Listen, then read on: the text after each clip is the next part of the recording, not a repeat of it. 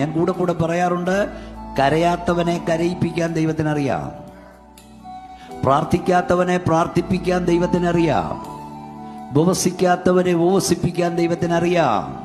എല്ലാവരും ഇരുന്ന് പ്രാർത്ഥിക്കുമ്പോൾ നിങ്ങൾ കിടന്നുറങ്ങിയാൽ, എല്ലാവരും കിടന്നുറങ്ങുമ്പോൾ നിങ്ങൾ തനിയെ ഇരുന്ന് കരയേണ്ടി വരും.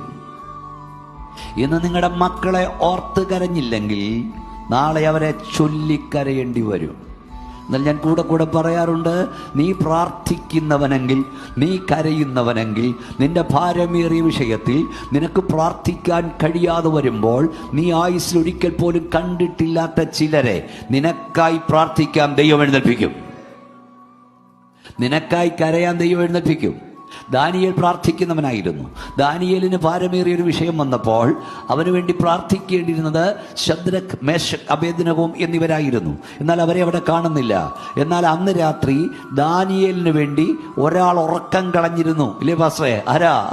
രാജ്യം ഭരിക്കുന്ന രാജാവ്. ഒരിക്കൽ കൂടെ ഞാൻ പറയാം, കരയുന്ന ദൈവപൈതലേ, പ്രാർത്ഥിക്കുന്ന ദൈവപൈതലേ, നിന്റെ ഭാരമേറിയ വിഷയത്തിൽ നിനക്ക് പ്രാർത്ഥിക്കാൻ കഴിയാതെ വരുമ്പോൾ, നീ ഒരിക്കൽ പോലും കണ്ടിട്ടില്ലാത്ത ചിലരെ നിനക്കായി പ്രാർത്ഥിക്കാൻ ദൈവം എഴുന്നേൽപ്പിക്കും.